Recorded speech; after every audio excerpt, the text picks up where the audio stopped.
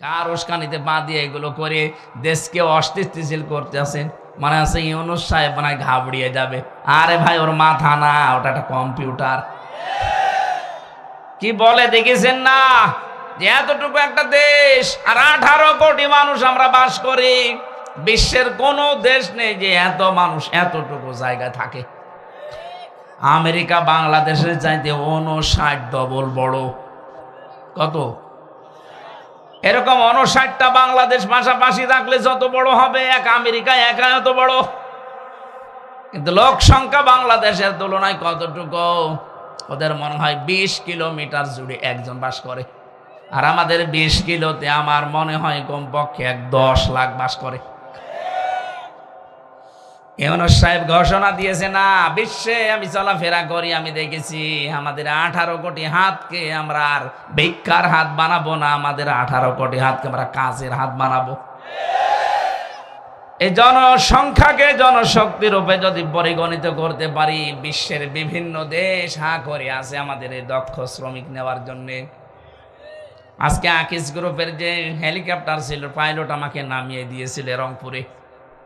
আসার সময় দেখছিলাম এই যে সাড়িয়াকান্দি জামালপুরের এই লাইন দিয়ে ঢুকছিলাম, পাইলট আমারে বলছে, হুজুর এই যে ইন্ডাস্ট্রিগুলো দেখতে পাচ্ছেন না, এখন কাজ বন্ধ হয়ে পড়ে আছে। আফসোস লাগে আমার, এই দেশে 15.5 বছরে যত টাকা পাচার হয়েছে, টাকাগুলো পাচার না করে ওই শয়তানরা যদি দেশে কর্মসংস্থান তৈরি করে দিত, হাজার হাজার যুবক যুবতীর বাইরে যাওয়া লাগতো না, এখানে উপায় করতে পারত। এটা পৃথিবীর স্বৈরাচারের যে 6 জন আছে তার ভেতরও দাদার নাম আছে, আমি নাম নিলাম না। ওইটা যে ধুতি ধরে টান দেওয়া আরম্ভ হয়েছে, এর গদিও গেল গেল। ট্রাম্প যা বলছে, আমেরিকা এখন পৃথিবীতে সব এক হয়ে গেলে আমেরিকার সাথে পারা কায়দা নেই। আপনি মুখে বললে তো হবে না, বাস্তবতা।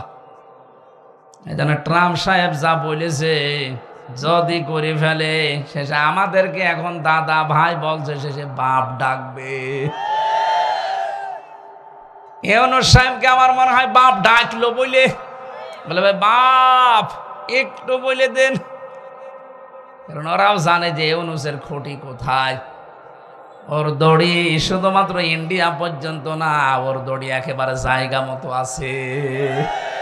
এই জন্য তো কিছু বলতে পারে না, যে একটু টাচ দিয়েছিল বাংলাদেশের অশান্ত হলে 7 সিস্টার অশান্ত করে ফেলবো, সব চুপ হয়ে গেছে। কয়েকটা এই যে হকার সাংবাদিক নামে কলঙ্ক মলম বিক্রেতা, আমার মনে হয় এদেরকে ধরে বাংলাদেশে এই হিজড়াদের হাতে ছেড়ে দেওয়া দরকার, ছিঁড়িয়ে খেয়ে ফেলবে।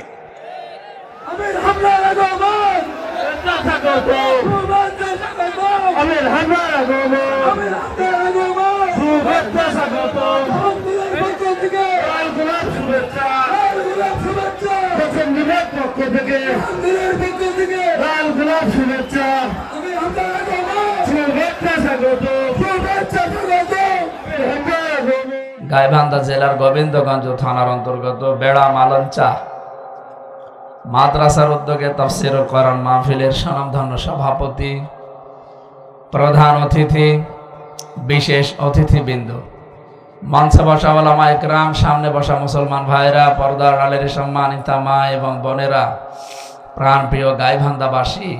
এমনিতে রাত হয়ে গেছে, রাত 10টার সময় ঘুমিয়ে পড়ার কথা, এখন বাজে রাত 10টা। সবাইকে নিয়ে ধন্যবাদ জানাচ্ছি আল্লাহকে, যিনি আমাদেরকে মানুষ বানিয়েছেন। অন্য অন্য সৃষ্টির ভেতরে যদি আমাদেরকে ফেলে দিতেন, কোরআনে কারিমের এই অনুষ্ঠানে আমরা আজকে আসতে পারতাম না। এমনকি অন্য ধর্মেও যদি পাঠাতেন, তাহলে এ পর্যন্ত আসা আমাদের জন্য কষ্ট হয়ে যেত। যে আল্লাহ আমাদেরকে না চাইতে দয়া করে মুসলমানদের ঘরে দিয়েছেন, খুশি হয়ে বলছে আলহামদুলিল্লাহ। নবীজির জীবনের শেষ কথা ছিল, তারাকতু ফীকুম আমরাইন লান তাদিল্লু মা তামাসসাকতুম বিহিমা কিতাবাল্লাহ ওয়া সুন্নাতু রাসূলিহি ইলা আখিরিল হাদিস। আমি বিদায় নিলাম, আমি চলে গেলাম, 2টা জিনিস তোমাদের জন্য রেখে গেলাম, একটা আল্লাহর কোরআন, 2 নম্বরে আমার সুন্নাহ। কি বললেন? আল্লাহর কোরআন রাখলাম আর আমার সুন্নাহ রাখলাম, আমার হাদিস রাখলাম, এ কথা কিন্তু উনি বলেননি। কথা বুঝতেছেন? আমি গতানুগতিক কথা বলি না। আমি 2 ঘন্টা 2.5 ঘন্টা বলে গেলাম, আপনি শুধু শুনিয়েই গেলেন না। আপনি 5 মিনিট শুনবেন, এখান থেকে 10টা শিক্ষা যেন বের করা যায়। বৈষম্য বিরোধী ছাত্র আন্দোলনে যে 9 দফা ছিল, আজকের তেলাওয়াত কিন্তু আয়াতে 6 দফা আছে। ওনাদের 9 দফার 6টা এখানে আছে, বাকি 3টা অন্যান্য আয়াতে আছে। তার মানে কোরআনে কারিম কেন্দ্রিক এই দফাগুলো, আমার মনে হয় এগুলো বাস্তব জীবনে এই দেশে যদি প্রতিফলিত করা হয়, এদেশ মিনি জান্নাত হয়ে যাবে ইনশাআল্লাহ। দেখি আজকের 6টা কত দূর আমরা বুঝতে পারি। উনি জানিয়েছিলেন যে আমি আল্লাহর কিতাব রাখলাম, এমন কিতাব রেখেছি মা আনসালনা আলাইকাল কোরআন লিতাশকা। এই কোরআনে কারিম যেখানে থাকবে তারা বিপদে পড়বে, এই জন্য আল্লাহ কোরআন দেয়নি। লিতাশকার জন্য আল্লাহ কোরআনে কারিম দেয়নি, আল্লাহ দিয়েছেন কোরআনে কারিম এই পৃথিবীতে উপরে ওঠার জন্য।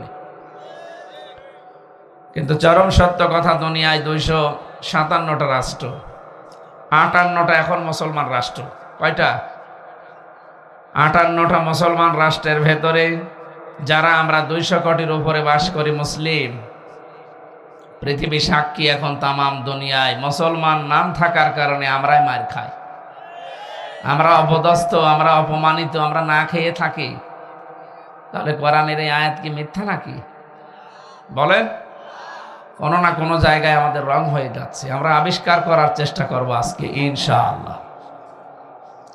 উনি বললেন আমি আল্লাহর কোরআন রাখলাম, যেটা মানুষের সৌভাগ্যের সোপান। 2 নম্বরে আমি সুন্নাহ রাখলাম। আমি এটা বলতাম না, যেহেতু শব্দটা এসেছে এই জন্য আমি শিক্ষার জন্য বলছি। যারা বলেন আমরা আহলে হাদিস, আপনি একটা ভ্রান্ত ধারণায় আছেন। কারণ আপনি শুধু হাদিস মেনে দুনিয়ার জীবন চালাতে পারবেন না, আপনাকে সুন্নাহ মানা লাগবে। সব হাদিস কি সুন্নাহ? সব সুন্নাহ হাদিস নয়। এখানে বোঝাতে গিয়ে আমরা যদি কেউ বলেন যে আমি শুধু সহি হাদিস মেনে চলি, অন্য কিছু মানি না, এ দুনিয়াতে এমন অনেক নিয়ম আছে যেটা শুধু হাদিস মানতে গেলে আপনি শরীয়তের উপরে থাকতে পারবেন না। এখন এই যে পড়ে আসলাম, কেউ যদি আগুনে গরম করা জিনিস খায়, পোড়ানো জিনিস খায়, তাহলে তার ওযু করা লাগে। এ কথা কোনোদিন শুনেছেন? শোনেন, আমি বানালাম এটা, মুসলিম শরীফের হাদিস। কেউ যদি আগুনে পোড়ানো কোনো জিনিস খায় তাহলে তার ওযু করা লাগবে, তার ওযু ভেঙে যাবে।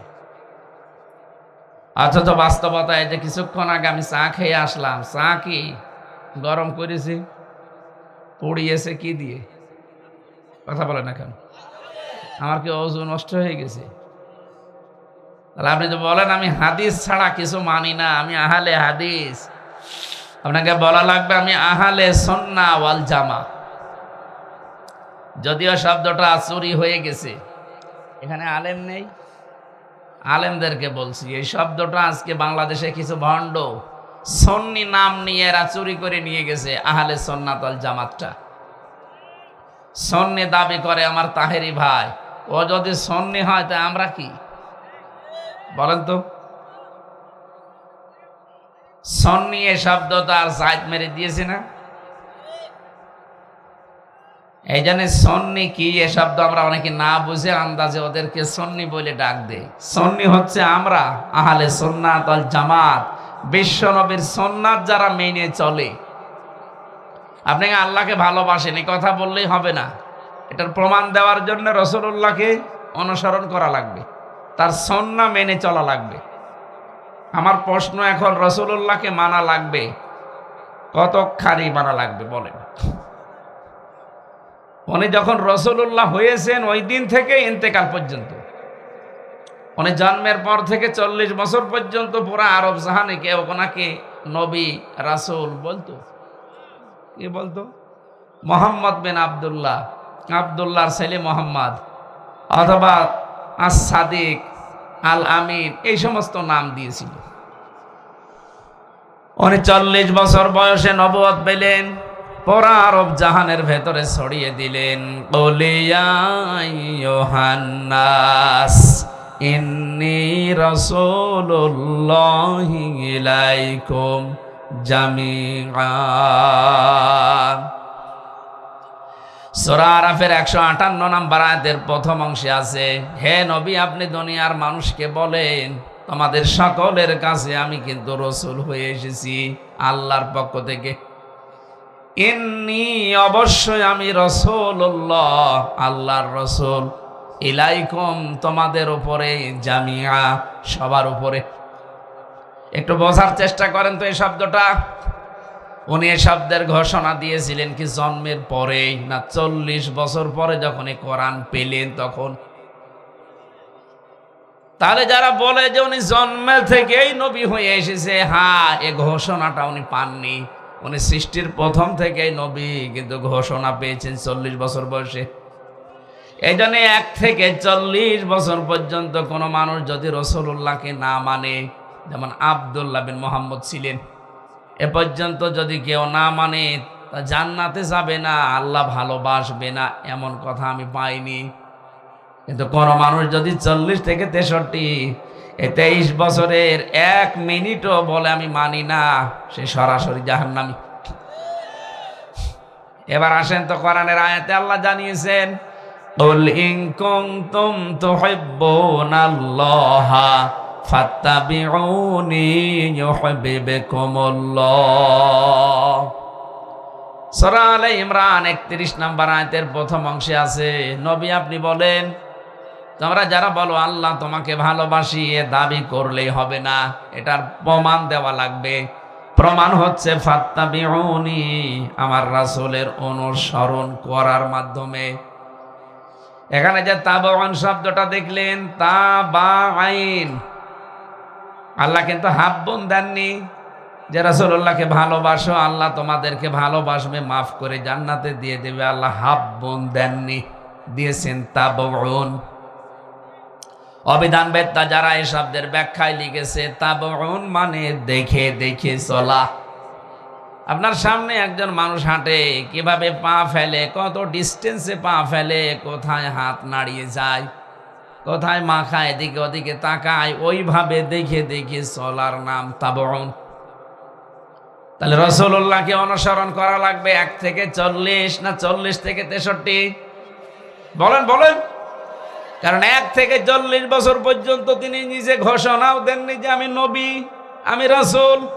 পুরো আরব জাহানে কেউ তাকে নামে ডাকতো না, ডাকাডাকি আরম্ভ করেছে 40 থেকে। কথা বলেন না কেন? তাহলে ওনাকে অনুসরণ করা লাগবে, অনুকরণ করা লাগবে 40 বছর থেকে। যা করেছেন একেবারে 23 বছরের জিন্দিগিতে, নবুয়তের জিন্দিগি যেটা, আপনি তাই তাই করবেন, একটা কিছু বাদ দিতে পারবেন না। উনি যে রাসূলুল্লাহ, কোরআনে কারিমে আল্লাহ পাক কিন্তু তার নাম আব্দুল্লাহ বিন মুহাম্মদ বিন আব্দুল্লাহ শব্দ দেননি। পুরা কোরআনে কোন জায়গায় মুহাম্মদ বিন আব্দুল্লাহ আমি পাইনি, পেয়েছি রাসূলুল্লাহ। হ্যাঁ, মুহাম্মদ শব্দ বললেই সঙ্গে সঙ্গে রিসালাতের ঘোষণা দিয়েছেন, মুহাম্মাদুর রাসূলুল্লাহ ওয়া মা মুহাম্মাদুন ইল্লা রাসূল কদ খালাত মিন ক্বাবলিহির রাসূল। এরকম 4 জায়গায় আল্লাহ পাক মুহাম্মদ শব্দটা উচ্চারণ করেছেন কোরআনে, যেখানেই মুহাম্মদ বললেন রিসালাতের ঘোষণা দিয়ে তার সম্মানটা আরো বাড়িয়ে দিলেন। আমি যে কথা পর্যন্ত বললাম এ পর্যন্ত যদি বুঝে থাকেন, আমি প্রশ্ন করছি, জবাব দেবেন ছাত্রের মতো। উনি রাসূলুল্লাহর ঘোষণা দিয়েছিলেন জন্মের পরে না 40 বছর বয়সে? কারণ 40 বছরের আগে উনি কোরআন পাননি, আর কোরআন না পেলে এই আয়াত উনি পাবেন কোথায়? এজন্য লাকাদ কানা লাকুম ফি রাসূলিল্লাহি উসওয়াতুন হাসানা, তোমাদের জন্য মহত্তম আদর্শ আমি লুকিয়ে রেখেছি রাসূলুল্লাহর ভেতরে। আল্লাহ কিন্তু মুহাম্মদ বিন আব্দুল্লাহর ভেতরে বলেননি। যারা এই কথা এতদিন ছড়ান উল্টা পাল্টা মানুষকে, যেমন সেই দুনিয়া তৈরি হওয়ার আগেই নবী, হ্যাঁ নবী কিন্তু ঘোষণা তো হয়নি, উনি নিজেই ঘোষণা দিয়েছেন যখন, সেখান থেকে আপনাকে মানা লাগবে। 1 থেকে 40 বছর বয়স পর্যন্ত উনি মিথ্যা কথা বলেছেন? বলেননি। উনি ন্যায় বিচার করেছেন? বলেন না। উনি তো জন্মগতই ভাবে সত্যবাদী, উনি জন্মগত ভাবেই ন্যায় পরায়ণ। নবী হওয়ার আগেই যে কাজগুলো মক্কাতে করেছিলেন, আপনি তাকান ইতিহাসের দিকে।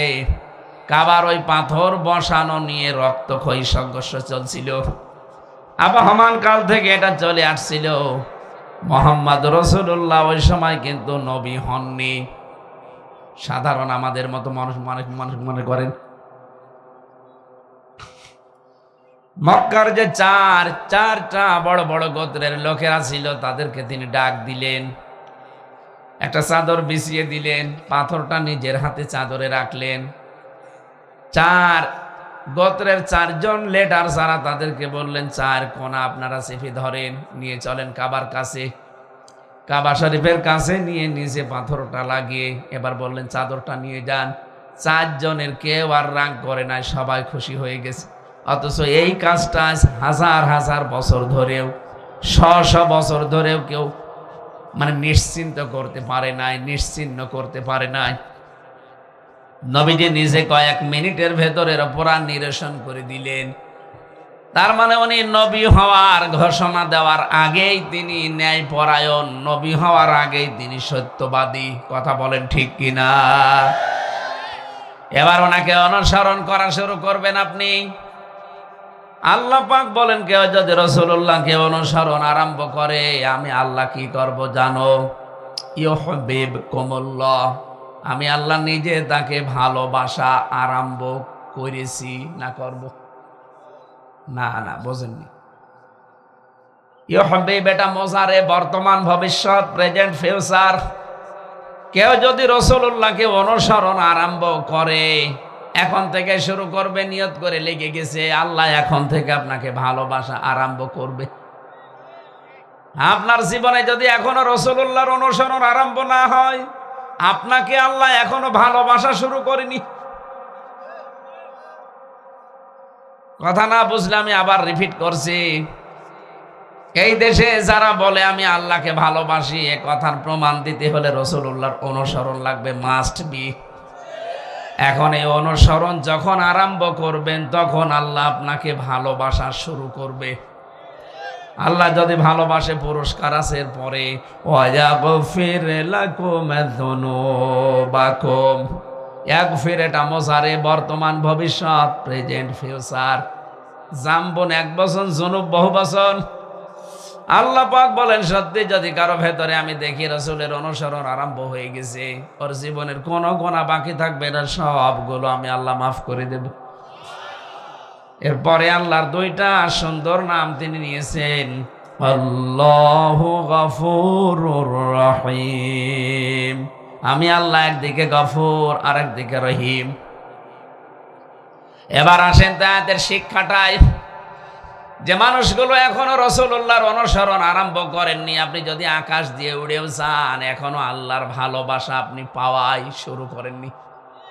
কথা বলেন না কেন? আপনার বিবেকের কাছে এবার আমার প্রশ্ন, রাসূলুল্লাহকে অনুসরণ করা লাগবে, এ ব্যাপারে কোনো মত পার্থক্য? বলেন। এখন এই অনুসরণ কি আংশিক না পূর্ণাঙ্গ? এই জায়গায় তো ভেজাল।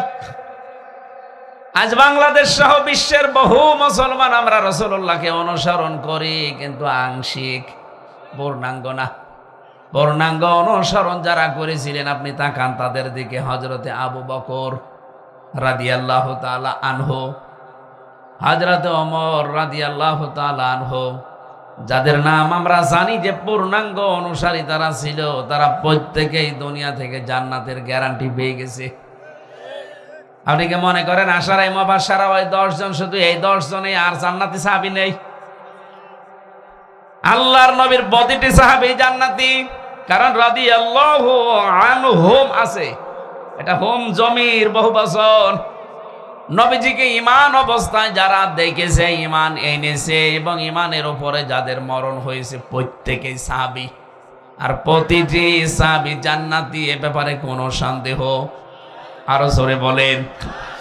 বাংলাদেশে আজ কিছু কুচক্রী মহল এই দেশের সবচাইতে মাজলুম সংগঠন একামতে দিনের নেতার কর্মীদের উপরে এই দোষটা চাপিয়ে দেয় যে তারা সাহাবী বিদ্বেষী। এটা একটা তহমত।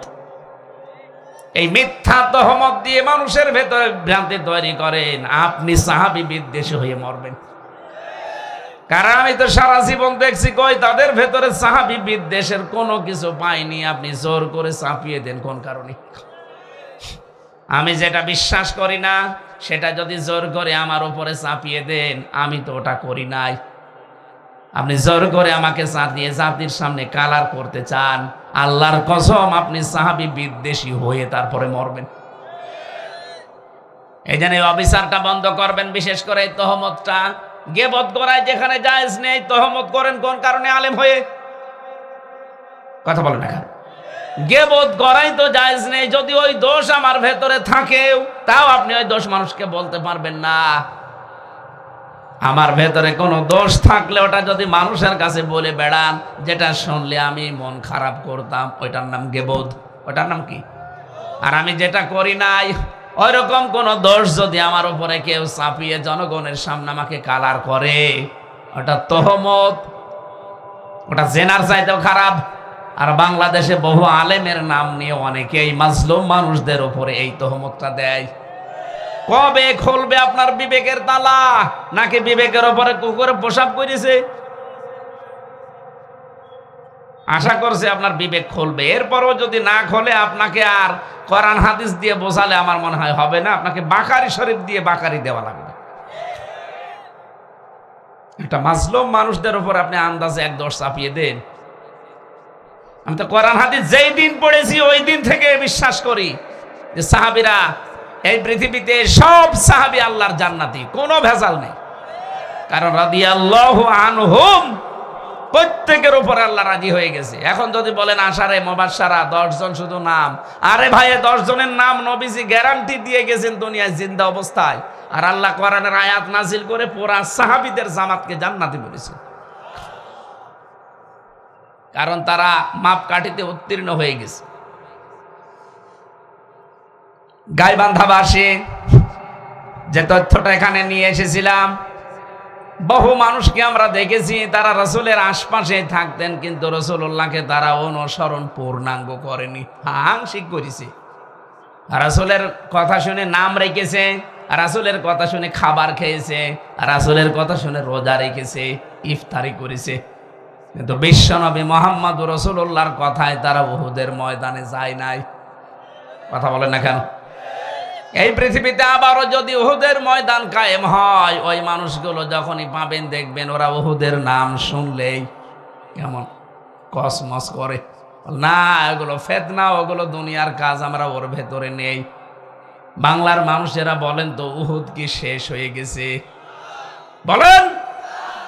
সময় যদি আবার আসে উহুদের ময়দানের, আবার ওরকম সময় আসলে হযরতে হানজালার মতো, হযরতে আমির হামজার মতো আবারও ঝাঁপিয়ে পড়া লাগতে পারে। আর আমার তো মনে হচ্ছে বাংলাদেশ এখন ঠিক উহুদের ময়দানে আছে। নবীজি বলেছিলেন উহুদের ময়দানে তোমরা এই জায়গাটা ছাড়বে না।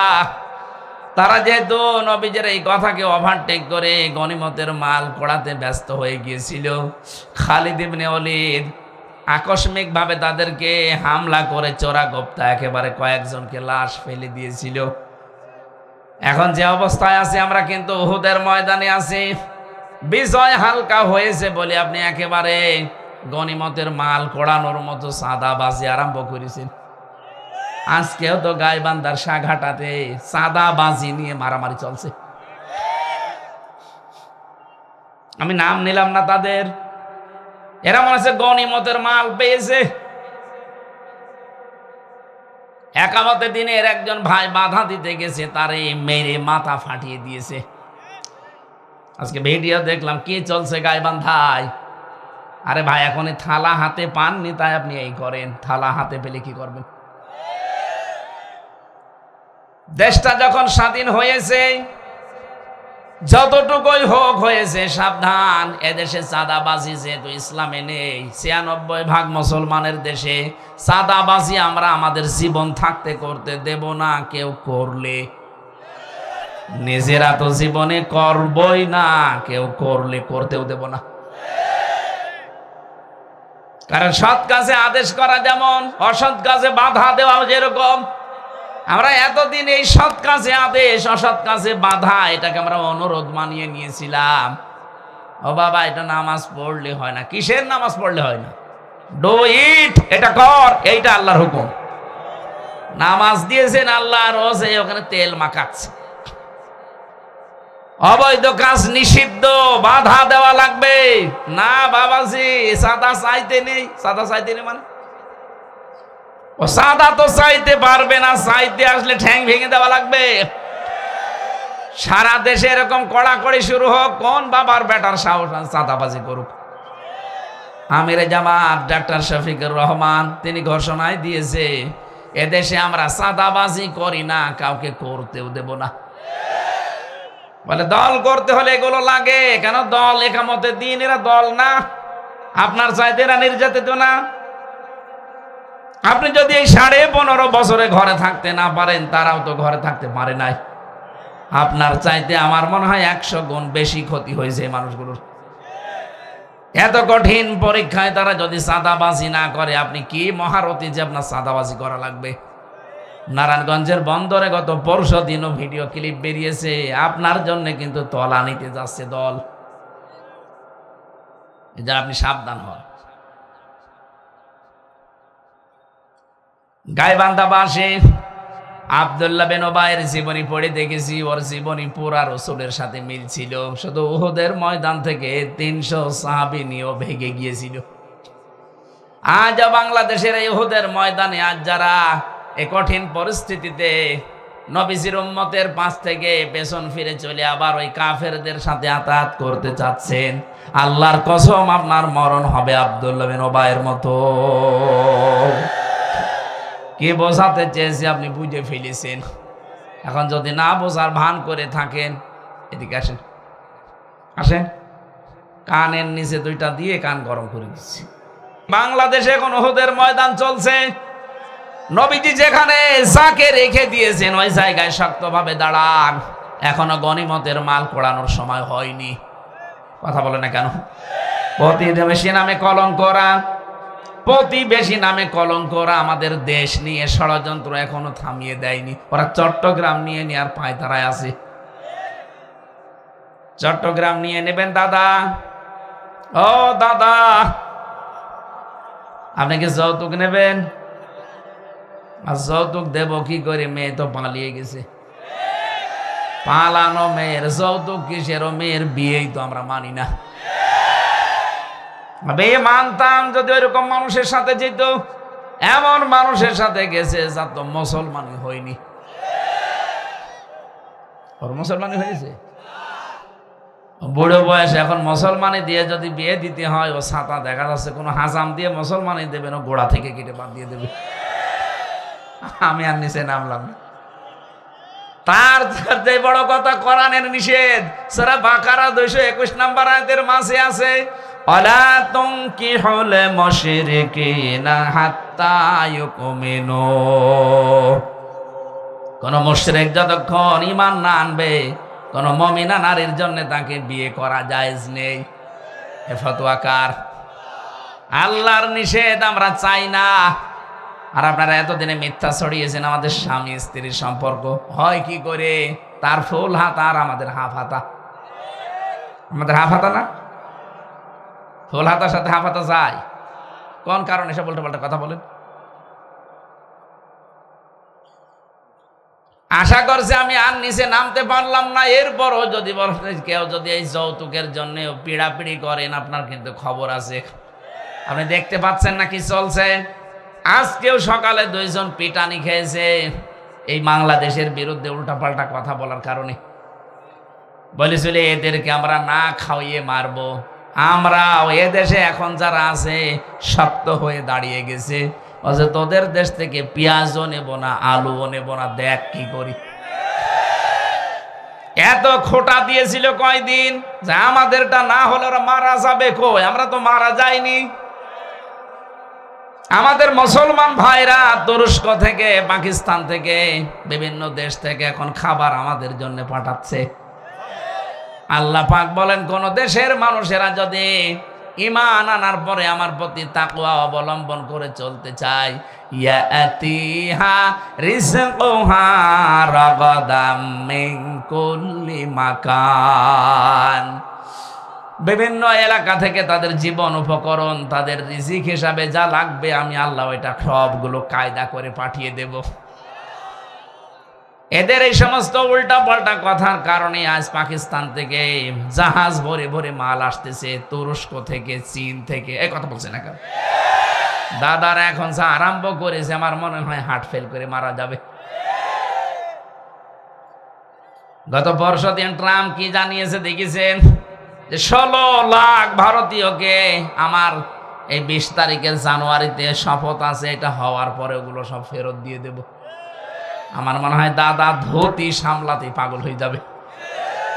1-2 জন না, 16 লাখ ভারতীয় সব বসে আছে যে আমেরিকায়। ডোনাল্ড ট্রাম্প সাথে মাতাল হলো, তাহলে ঠিক আছে। কি কথা বোঝেন? লোকটা খামখেয়ালিপনা একরোকা।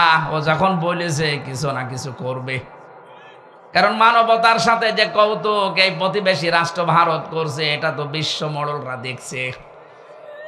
আল্লাহর ঘরগুলো ভেঙ্গে ভেঙ্গে তারা ভুয়া ধোয়া তুলেছে। এখানে নাকি মন্দির ছিল 500 বছর আগে। বিশ্বের বিভিন্ন মানুষেরা মাটির নিচে কেউ গ্যাস পায়, কেউ তেল পায়, কেউ সোনা পায়, কেউ রূপা পায়, কেউ লোহা পায়। আর শয়তানরা শুধু মাটির নিচে নাকি মন্দির পায়।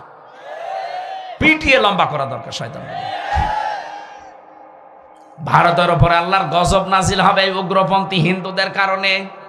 কারণ ওরা মুসলমানের গায়ে শুধু হাত দেয়নি, ওরা গায়ে হাত দিয়েছে আল্লাহর ঘরের। 1500 বছর আগের দিকে তাকান, কাবা শরীফের দিকে হাত দেওয়ার কারণে আল্লাহ আবাবিল দিয়ে আব্রাহাকে ধ্বংস করে দিয়েছে। আমারও তো মনে হচ্ছে যে আরম্ভ করেছেন আপনারা কতগুলো ঘর ভাঙলেন আল্লাহর। আজকেও সকালে একটা ভেঙেছে। 500 বছর আগে এখানে মন্দির ছিল। ওরে শয়তান, আমরাও যদি এখন আওয়াজ তুলি বাংলাদেশে যে ঢাকার স্বামীবাগে ইসকন মন্দির, এখানে 1000 বছর আগে মসজিদ ছিল। বল, এদেশে এমন কোন নজির আছে যে আমরা কোন মন্দির ভেঙে মসজিদ বানিয়েছি? আমরা হিন্দুদেরকে শত্রু মনে করি না, কিন্তু উগ্রপন্থী কিছু আছে, ওগুলো মানুষ না, ওগুলো জানোয়ার। ওদের কারণে সাধারণ হিন্দুরাও ঝামেলায় আছে। গতকালকে পঞ্চগড় থেকে আর মাগুরা থেকে 2 জন গেছে হাতের চিকিৎসা করাতে ভারতে। সাংবাদিক উল্টা পাল্টা প্রশ্ন করে তাকে বিশ্বের মানচিত্রে দেখাচ্ছে যে বাংলাদেশের সংখ্যালঘু নির্যাতন হচ্ছে। তাকে বলতে বলছে, আপনি বলেন যে আমি পালিয়ে এসেছি, আমার দেশে মেয়েদেরকে রেপ করা হচ্ছে, এই জন্য আমার মেয়েদেরকে নিয়ে আমি পালিয়েছি। ওই লোকটা বলছে, না কেন আমি মিথ্যা বলবো, 5 তারিখের পর থেকে আমি সব চাইতে বড় শান্তিতে আছি। আমি এসেছি আমার এই হাতের চিকিৎসা করাতে আমার এই মেয়ের। আর আপনারা কি বলতে চান? এটা রেকর্ড হচ্ছে, এটা ছড়ালে দেবেন বিশ্বে। অত পাগল শামসুদ্দিনা, এই যেই বলেছে অত পাগল শামসুদ্দিনা, ও ছাতা দেখা যাচ্ছে উল্টিয়ে গেছে।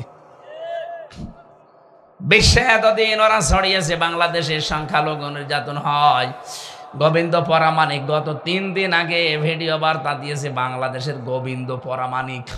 বলেছে না, বাংলাদেশে কোনোদিন সংখ্যালঘু নির্যাতন হয়নি, এদেশে যদি হয়ে থাকে 15.5 বছরে কিছুটা হয়েছে।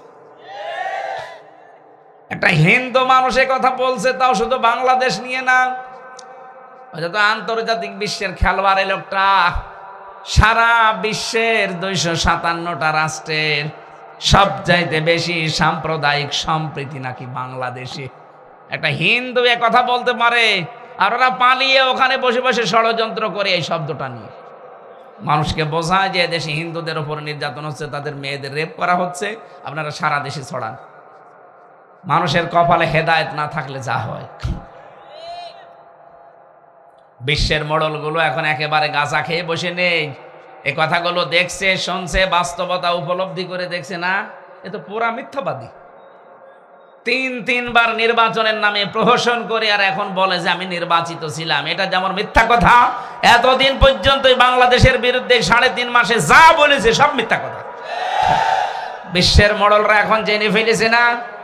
এই জন্য ডক্টর ইউনূসকে যেই দিন বলেছে যে আমি নির্বাচনের রোড ম্যাপ দিয়ে দিলাম 1 বছরের ভেতরে, সারা বিশ্ব থেকে এখন বলছে ঠিক আছে, এই তো নির্বাচন এবার হলে এইভাবে নির্বাচন দিয়ে দেবে। এতদিন নির্বাচন হয়েছিল না, আমি নিজের ভোট আমি নিজে দিতে পারিনি, যাওয়ার আগে দেখি হয়ে গেছে।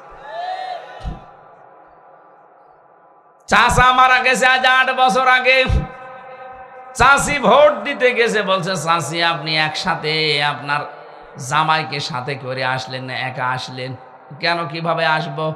সকাল বেলায় তো এসেছিল চাচা ভোট দিতে, ওই সময় আসতে পারলেন না। চাচি বলছে কি বলো বাবাজি, তোমার চাচা তো আজ 8 বছর আগে মরে গেছে। কি চলেছে আপনি হিসাব করেন তো। আর এই ভোট নিয়ে আপনি আবার বলেন আমি নির্বাচিত ছিলাম। আপনি মানুষ, চামড়া তো আমার মনে হয় গন্ডারের চাই তো মোটা। গন্ডার কেউ নাকি কাঁতো কুতু দিলে 3 দিন পরে টের পায় যে কাঁতো কুতু লেগেছে।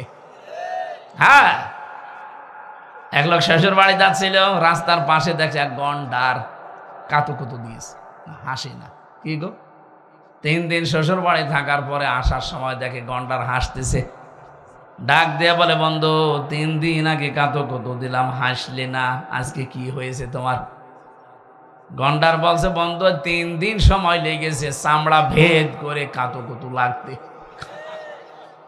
আমার তো মনে হচ্ছে যে 2 বোন বসে আছে, গন্ডারের চাইতেও সমস্যা। এত কাঁতো কুতু দেখছে মানুষ, তারপরে ওদের কোনো লজ্জা নেই। আপনি আর কত উস্কানি দেবেন বলেন তো ভাই,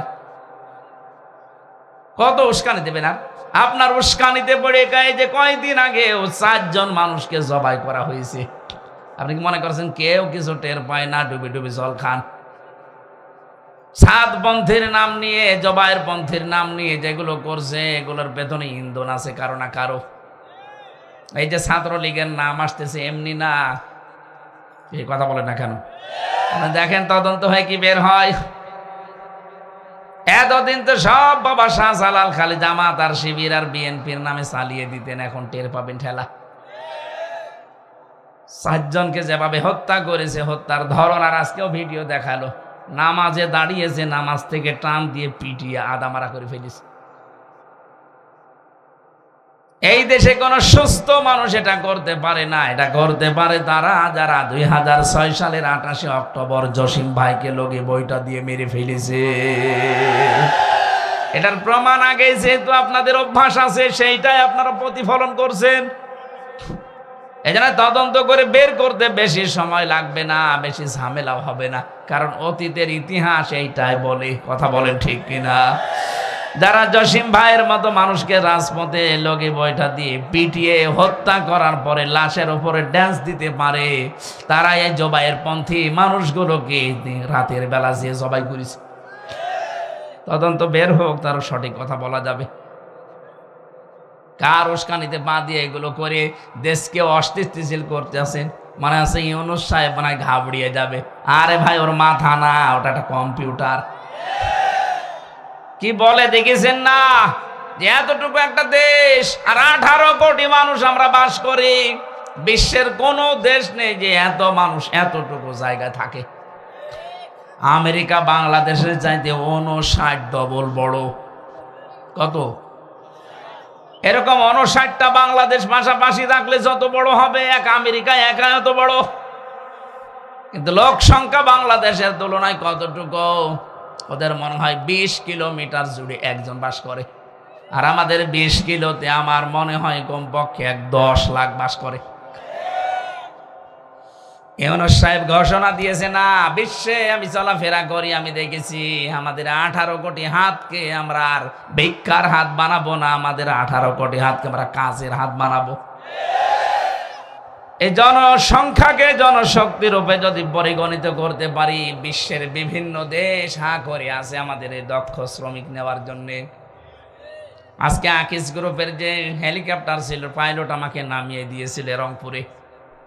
আসার সময় দেখছিলাম এই যে সাড়িয়াকান্দি জামালপুরের এই লাইন দিয়ে ঢুকছিলাম, পাইলট আমারে বলছে, হুজুর এই যে ইন্ডাস্ট্রিগুলো দেখতে পাচ্ছেন না, এখন কাজ বন্ধ হয়ে পড়ে আছে। আফসোস লাগে আমার, এই দেশে 15.5 বছরে যত টাকা পাচার হয়েছে, টাকাগুলো পাচার না করে ওই শয়তানরা যদি দেশে কর্মসংস্থান তৈরি করে দিত, হাজার হাজার যুবক যুবতীর বাইরে যাওয়া লাগতো না, এখানে উপায় করতে পারত। কি করলেন আপনি টাকাগুলো? কেউ সাহেব পাড়া বানিয়ে আছেন, কেউ বেগম পাড়া বানিয়ে আছেন। ও ঘরগুলো তো সব এখন তালা মারা, কেউ থাকে না। থাকবে কারা? তারা তো জেলখানায়। ও ঘরে থাকার মতো পরিবেশ নেই, কারণ ও দেশেও মানবতার পক্ষের লোক আছে। আপনি তো টাকা দিয়ে বানিয়েছেন, জনগণের টাকা। সেদিন মালয়েশিয়া দেখি বেগম পাড়া নটে সাহেব পাড়া। আমার আফসোস হচ্ছিল এই পাইলটের কথা শুনি, আল্লাহ এরা যদি সত্যি এই টাকাগুলো যদি দেশে বড় বড় মিল কারখানা বানিয়ে বিশ্বের যারা মহাজন আছে তাদেরকে ডাক দিয়ে বলতো, আপনারা এখানে ইনভেস্ট করেন, আপনাদেরকে আমরা দেব। এই দেশের একটা যুবককেও বাইরের দেশে গিয়ে কুলি মজুর হওয়া লাগতো না, বাংলাদেশে বসে বসে এক একজনে 1 লাখের উপরে আয় করতে পারত। নিজেদের পায়ে কোড়াল মারলেন, এদের কপালগুলো নষ্ট করলেন। আপনাকে আল্লাহ মাফ করবে কি দেখে মাফ করবে আপনি বলেন? আপনি তো মাফ পাওয়ার রাস্তায় নষ্ট করে ফেলেছেন। এক একজনের টাকা মারার যে ফিরিস্তি এখন বের হচ্ছে, 36,000 কোটি টাকা যদি একজনে মারে। গতকালকে শুনলাম ইসলামী ব্যাংক থেকে এস আলম 80,000 কোটি টাকা মারিং কাটিং করিস। আমার তো এর নাম শুনলে মনে হয় ওদেরকে আগে জবাই করি। কি মানুষ বলা যায়? ইসলামপন্থী মানুষগুলো দিল দিল করে ব্যাংকটা দাঁড় করিয়েছিল, আর শয়তানরা মনে হচ্ছে বাবার ব্যাংক পেজ। নিজে একটা ব্যাংক বানিয়ে টাকা মারিং কাটিং করো, লোকের জিনিসের প্রতি এত লোভ কেন? এই চোরগুলোকে আমার মনে হয় সময় এসেছে এখন হাত কেটে দেওয়ার। আগামীতে কোন চোর আর সাহস পাবে না, 10 বার চিন্তা করবে, আল্লাহ ওই দরবেশের মতো আমারও হাত কাটা যাবে। ও বাংলার মুসলমানেরা, উহুদের ময়দানে আছে, খুব সাবধান। নবীজির হুকুমগুলো মেনে মেনে নিয়ে আমরা যদি এখন আস্তে আস্তে এগিয়ে যেতে পারি, সবচাইতে বড় কাজ এখন আমাদের ঐক্যবদ্ধ থাকা। নয়তো যে ষড়যন্ত্র চলছে মোকাবেলা করা শুধু ওয়াজ নতিয়সে সম্ভব না। সব বাদ দিয়ে দেন, কিছুই যদি না পান, এই যে কথা বলতে পারেন এইটাই কি কম কিনা? মির্জা আব্বাস বলে নাই কয়েকদিন আগে যে জীবনে কিছুই যদি আর না পায়, কোনো দুঃখ নেই, যে হাসি না নেই, এইটাই সান্ত্বনা। সে যদি এ কথা বলতে পারে তা আপনার কি হয়েছে? আপনি কোন কারণে চাঁদাবাজির নাম দিয়ে বিএনপিকে বদনাম করাচ্ছেন বলেন?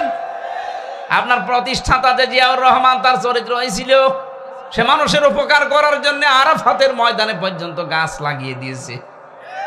লক্ষ লক্ষ হাজী সাহেবরা যায় নিম গাছের নিচে একটু ছায়ায় আশ্রয় নেয়। আরে ভাই, আরাফাতের ময়দানে দোয়া কবুল হওয়ার জায়গা। একবার এই যে লক্ষ লক্ষ হাজী এই নিম গাছের নিচে যদি একটু ছায়া নেয় আর মন থেকে যদি বলে, আল্লাহ ছায়ার ব্যবস্থা যে করে দিয়েছে তারে তুমি মাফ করে দিও, আল্লাহ তো তারে মাফ করে দেবে। আপনি কি করলেন তার আদর্শের নাম নিয়ে? সে আপনি চাঁদাবাজি করেন।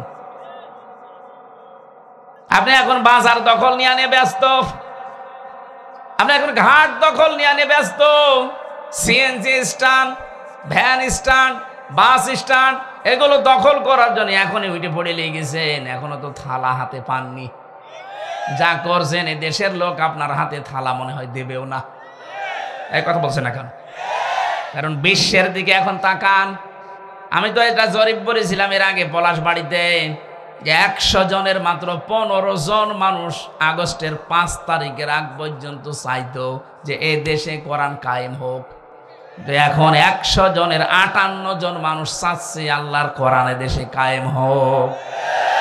কারণ তারা দেখতে পাচ্ছে যে কোরআনওয়ালা মানুষগুলোর ভেতরে কোনো দুর্নীতি নেই, কোনো চোর নেই।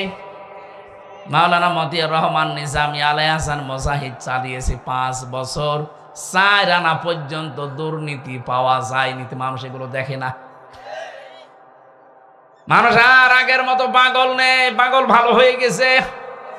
আপনার কপালে আপনি এখন আগুন লাগাবেন না, নিজেকে সংশোধন করেন। ওহদের ময়দানে এখন টিকে আসি তাই তো কত না, একটু যদি উলট পালট হয় দেখবেন খালিদ বিন ওয়ালিদের মতে আকস্মিক ভাগে এসে একেবারে জবাই করবে। এরকম 4 জন জবাই করেছে, দেখতে পাচ্ছেন না? আজকেও একজনকে পিটিয়ে মেরে ফেলেছে। এ কঠিন অবস্থায় যদি এখনো পর্যন্ত আমরা সংশোধন না হই, আমার মনে হয় যখন এভাবে জবাই শুরু হবে তখন আর উপায় থাকবে না। আমাদের অনুসরণের কথা দিয়ে শুরু করেছিলাম, অনুসরণ শুরু হবে কি রাসূলুল্লাহকে আংশিক না পূর্ণাঙ্গ? আরো জোরে বলেন। আল্লাহ পূর্ণাঙ্গ অনুসরণ যখন আপনি করতে পারবেন, আল্লাহর ওই গ্যারান্টি তখন দেখতে পারবেন যে আল্লাহ আপনাকে ভালোবাসা আরম্ভ করেছে। আর আল্লাহ যদি ভালোবাসে তাকে কয়েকটা জিনিস অলরেডি দিয়ে দেয়। 1 নম্বরে তাকে উত্তম প্রতিবেশী দান করে। আপনি দেখেন তো আপনার আশপাশে প্রতিবেশী যেগুলো, এগুলো কি ভালো? হ্যাঁ, এমন প্রতিবেশী পেয়েছেন একটা মুরগিতে ধান খেলেও ঝগড়া করে।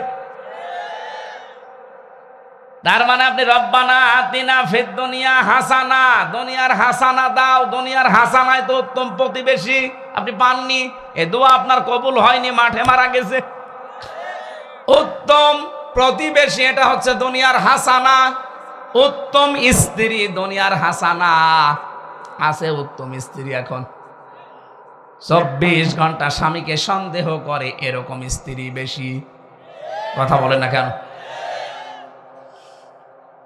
বিশ্বনবী মুহাম্মদ রাসূলুল্লাহর স্ত্রীর দিকে তাকান, খাদিজাতুল কুবরা, তাকে আল্লাহ নিজে জান্নাতে একটা ঘর বানিয়ে দুনিয়ায় সুসংবাদ পাঠিয়েছেন। জিবরাইল সালাম দেবে আমার নবীকে, আর আসার সময় বলবে আল্লাহ নিজে খাদিজার জন্য আলাদা একটা ঘর বানিয়ে রেখেছে।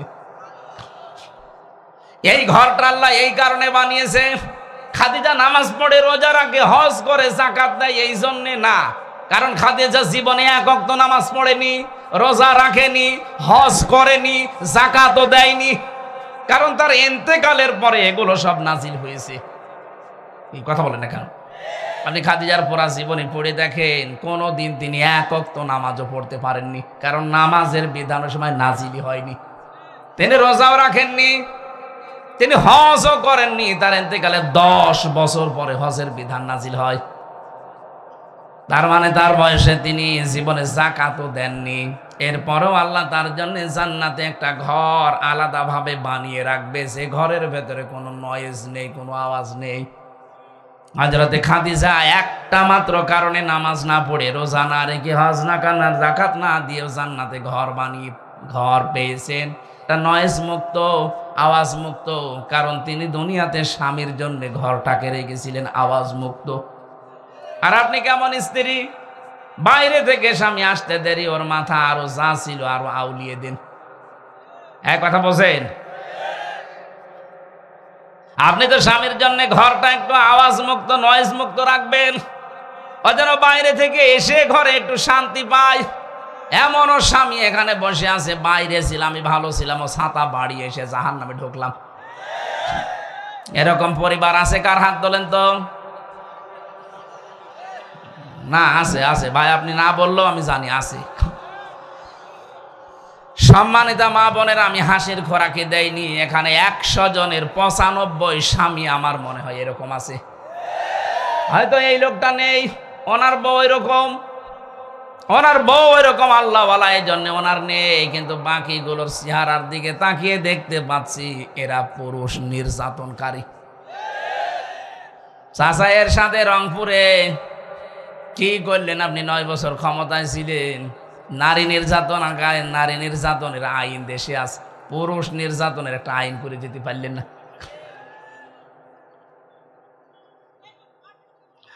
রংপুর বিভাগের মানুষেরা ভালো করে মিলান তো, খাদিজাতুল কুবরা রাদিয়াল্লাহু তাআলা আনহা, তিনি উত্তম স্ত্রী ছিলেন। তার স্বামীর জন্য জীবনের সব কিছু তিনি বিলিয়ে দিয়েছিলেন। হযরতে খাদিজার জীবনীতে বেশি, নবীজি গভীর রজনীতে দাওয়াতি কাজ করে যতবার এসেছেন, যত দিন এসেছেন, কোনোদিন খাদিজাকে ঘুমন্ত অবস্থায় পাননি। একবার ডাক দিলে সঙ্গে সঙ্গে দরজা খুলে গেছে। ডাক দিয়ে বলে, খাদিজা, জীবনে যতবার আসলাম, যতদিন আসলাম, একদিনে ঘুমন্ত পেলাম না, কি করো তুমি? খাদিজা বলে, হে রাসূল, আপনি বাইরে থাকলেন তো টেনশনে থাকি, কারণ 24 ঘন্টা আপনার পেছনে শত্রু লেগে আছে। আপনি যতক্ষণ দিনের দাওয়াতি কাজ শেষ করে বাড়িতে না আসেন, আমার যদি ঘুমও লেগে যায়, আমি এই দরজার সাথে হেলান দিয়ে ঘুমাই। আমি জানি স্বামী এসে বারবার ডাকতে থাকবে, আমার স্বামী ক্লান্ত শ্রান্ত পরিশ্রান্ত শরীর নিয়ে দাঁড়াবে, আর আমি আরামের বিছানায় ঘুমিয়ে যদি উঠতে দেরি হয়ে যায়, স্বামীর সাথে বিয়াদবি হয়ে যাবে। এই জন্যে ঘুম লাগলেও আমি ঘুমাই, কিন্তু দরজার সাথে বিট লাগিয়ে। আমার মনে হচ্ছে এরকম বউ এখন ঘরে ঘরে একটাও নেই। সারেরটা থাকতে পারে, এমনি তার জন্য আল্লাহ জান্নাতে ঘর বানিয়ে সুসংবাদ দুনিয়ায় পাঠিয়েছেন। এমনি কোন পর্যায়ে ছিলেন তিনি, এটা হচ্ছে দুনিয়ার হাসানা। যারা এরকম বউ পেয়েছেন, মনে করবেন আপনার রব্বানা আতিনা ফিদ দুনিয়া হাসানা এটা কবুল হয়ে গেছে। তাহলে দুনিয়ার হাসানা উত্তম প্রতিবেশী, দুনিয়ার হাসানা উত্তম স্ত্রী নেককার। 3 নম্বরে দুনিয়ার হাসানা হচ্ছে উত্তম বাহন।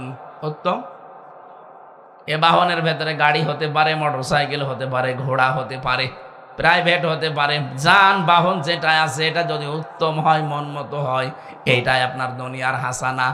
আমরা দেখছি, আমরা দোয়া করলে উপরে উঠছে না, কারণ একটা দোয়া কবুল হলে তো চিহ্ন দেখা যাবে। আমাদের উত্তম প্রতিবেশী দরকার, উত্তম স্ত্রী দরকার।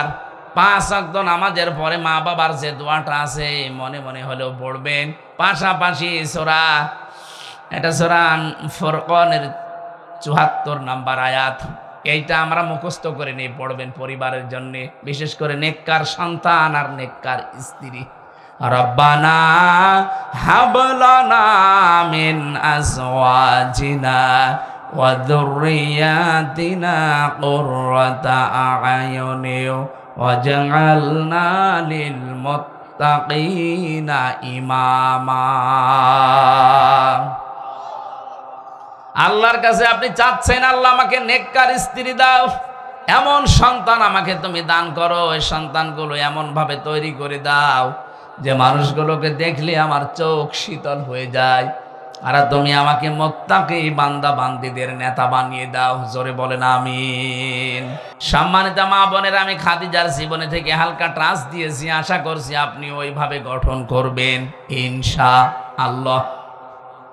তাহলে আমাদের অনুসরণের যে বিষয় এনেছিলাম, আজকে থেকে সিদ্ধান্ত নিয়ে মাঠে নামা লাগবে। এখন থেকে আমি আর আংশিক শুধু দাড়ি রাখা, শুধু জুব্বা গায়ে দিয়া পাগড়ি মাথায় দেওয়া না, আমি নাম রাখা থেকে শুরু করে আন্তর্জাতিক জীবন পর্যন্ত যেখানে যা আছে সব জায়গায় রসুল ছাড়া অন্য কারো অনুসরণ করব না। তাহলে এই আয়াতটা আমার জীবনে আমি পাবো। আল্লাহ আমাকে মাফ করেই শেষ করবেন না, আমাকে ভালোবাসা আরম্ভ করবেন। আর ভালোবাসা আরম্ভ করে শেষ না, আমার জীবনের অপরাধ সব আল্লাহ মাফ করে দেবেন।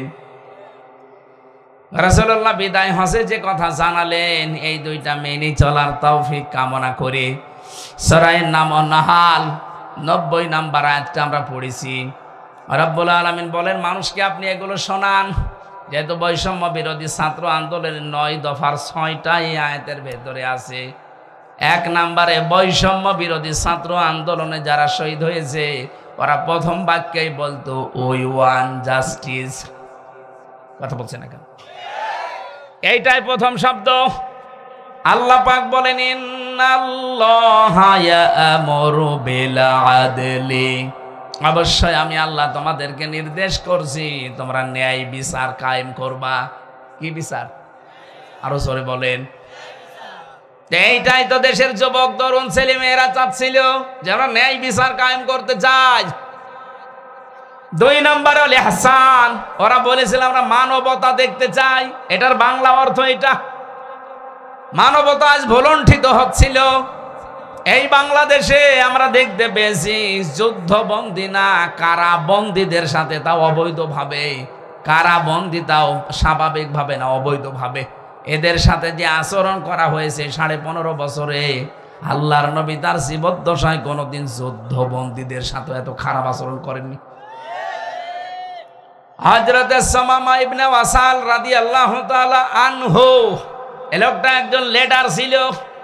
তার জীবনীতে পড়তে গিয়ে পেয়েছি সে ছিল যুদ্ধবন্দী। এর সাথে নবীজি যে আচরণ পরপর 3 দিন করলেন, লোকটা মুসলমান হয়ে গেল।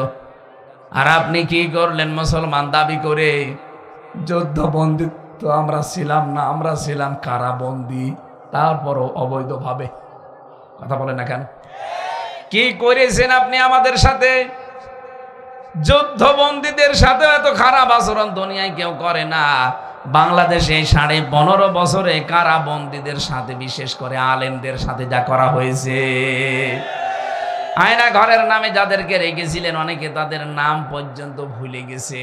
স্বাভাবিকভাবে প্রথমে এসে বলতে পারে না যে আমার নাম কি। এই যারা খবিস পাল্টিয়েছে, বাশার আল আসাদ, এই শয়তান যাদেরকে আয়না ঘরে রেখে দিয়েছিল তারা পর্যন্ত সিরিয়াতে তাদের নাম এখন ভুলে গেছে। আমি একটা চিত্র দেখলাম, এটা আমার এই দেশেও পাওয়া গিয়েছিল। এদেশে তো হাতের সাথে হ্যান্ডকাপ লাগাতো, আর ওই দেশে দেখলাম পায়ের সাথে শিকল বেঁধে রেখে দিয়েছে। একটা মানুষ 8 বছর, 10 বছর, 20 বছর, 22 বছর পড়ে আছে, কেউ জানে না দুনিয়ায়। ওই লোকটা নিজের নাম কি তাও জানে না। কি করেছেন আপনি? আমার তো মনে হচ্ছে 2024 সালটা আল্লাহ রাব্বুল আলামিন এই পৃথিবীতে বানিয়েছেন স্বৈরাচারদের পতনের জন্য। এটা গেল আমাদের দেশের, কয়দিন পরে এ বাশার আল আসাদ গেল, আর একটা আছে সামনে, এটাও যাবে। এটা পৃথিবীর স্বৈরাচারের যে 6 জন আছে তার ভেতরও দাদার নাম আছে, আমি নাম নিলাম না। ওইটা যে ধুতি ধরে টান দেওয়া আরম্ভ হয়েছে, এর গদিও গেল গেল। ট্রাম্প যা বলছে, আমেরিকা এখন পৃথিবীতে সব এক হয়ে গেলে আমেরিকার সাথে পারা কায়দা নেই। আপনি মুখে বললে তো হবে না, বাস্তবতা। এই জন্য ট্রাম্প সাহেব যা বলেছে যদি করে ফেলে, শেষে আমাদেরকে এখন দাদা ভাই বলছে, শেষে বাপ ডাকবে। ইউনূস সাহেবকে আমার মনে হয় বাপ ডাকলো বলে, বলে ভাই বাপ একটু বলে দেন। কারণ ওরাও জানে যে ইউনূসের খুঁটি কোথায়। ওর দড়ি শুধুমাত্র ইন্ডিয়া পর্যন্ত না, ওর দড়ি একেবারে জায়গা মতো আছে। এই জন্য তো কিছু বলতে পারে না, যে একটু টাচ দিয়েছিল বাংলাদেশ অশান্ত হলে 7 সিস্টার অশান্ত করে ফেলবো, সব চুপ হয়ে গেছে। কয়েকটা এই যে হকার সাংবাদিক নামে কলঙ্ক, মলম বিক্রেতা, আমার মনে হয় এদেরকে ধরে বাংলাদেশে এই হিজড়াদের হাতে ছেড়ে দেওয়া দরকার, ছিঁড়িয়ে খেয়ে ফেলবে। প্রথম আমরা ন্যায় বিচার চাই। ছাত্র ছাত্রীরা এইটাই রাজপথে বলেছিল, ওই ওয়ান বলেন বলেন, আল্লাহ বলেন ন্যায় বিচার কায়েম কর। এখন আদলটা কি? পৃথিবীর যত নবীকে আল্লাহ পাঠিয়েছেন প্রতিটি নবীর জীবনী আমি কম বেশি পড়ে দেখলাম, কোন নবীকে আল্লাহ আদল দেয়নি। প্রত্যেক নবীকে আল্লাহ দিয়েছিলেন ইনসাফ। কি দিয়েছিলেন? ইনসাফ। আপনি নবীদের জীবনী পড়ে দেখবেন তাদেরকে আল্লাহ ইনসাফ দিয়েছেন। নুন সিন ফা না, নুন সোয়াদ ফা, নিসফুন, এর শাব্দিক অর্থ অর্ধেক। এই জন্য নবীরা দেখতাম বিচার করত, কোন নবীর কাছে বিচার আসলে তারা অর্ধেক সমান সমান করে দিত। হযরত সুলাইমানের কাছে বিচার নিয়ে এসেছে 2 মহিলা, একটা ছেলে 2 জন মা। এক ছেলে 2 মা হয়, একটা আসল একটা নকল। যেহেতু ডিএনএ টেস্ট করার মতো কিছু ওই সময় নেই, কিভাবে পরীক্ষা করে দেবে? ডাক দিয়ে বললেন, ঠিক আছে ছেলেটাকে আমার সামনে রাখো, আমার হাতে তরবারি দাও, আমি একেবারে সমান ভাগ করে 2 জনকে দিয়ে দেই। যেটা নকল মা ওটা বলছে ঠিক আছে আপনি করেন। আসল মা যেটা বলে দরকার নেই, আমার সন্তান আমি দিয়ে দিলাম, ও বেঁচে থাক। সুলাইমান নবী বুঝে ফেলেছেন যে আসল মা কোনটা। অন্যান্য নবীদের জীবনী থেকে জানা যায় তাদেরকে আল্লাহ ইনসাফ দিয়েছিলেন, তারা ইনসাফ কায়েম করতেন। আর আমাদের নবীকে আল্লাহ ইনসাফ তো দিয়েছেন, পাশাপাশি তাকে আদল দিয়েছেন। আদল কি? মা মানাল আদাল লগাতানা সারহান। আদল 3 প্রকার। এক নম্বরে আদল আল্লাহর সাথে, 2 নম্বরে আদল রসুলের সাথে, 3 নম্বরে আদল হবে সৃষ্টি জগতের সাথে। কথা বলে না কেন? আল্লাহর সাথে আদল কি? আল্লাহ পাক যেদিন আমাদের রূহের জগতে আদম নবীর পৃষ্ঠদেশ থেকে বের করে বলে আলাস্তু বিরাব্বিকুম, আমি কি তোমাদের রব না? এক বাক্যে সবাই জবাব দিয়েছিলাম ক্বালু বালা, অবশ্যই আপনি আমাদের রব। এই যে স্বীকার করে আসলেন, এই স্বীকৃতি যদি দুনিয়ার এই ছোট্ট জীবনে আমি মিলাতে না পারেন, আপনি আল্লাহর সাথে ন্যায় বিচার আদল করতে পারেননি। কথা বোঝেন আমার? আল্লাহর সাথে স্বীকৃতি দিয়ে এসেছিলেন রব, আপনাকে আমি মানি, অথচ রব শব্দের 5টা অর্থের একটাও আপনার জীবনে পাওয়া যায় না। রব মানে সৃষ্টিকর্তা, রব মানে প্রতিপালক, রব মানে আইনদাতা, রব মানে রিজিক দাতা, রব মানে অভিভাবক। এই 5টার একটাও আপনি আল্লাহকে মানেন না। কি করে আসলেন আর কি করছেন বলেন? আপনি আল্লাহর সাথে আদল করতে পারেননি।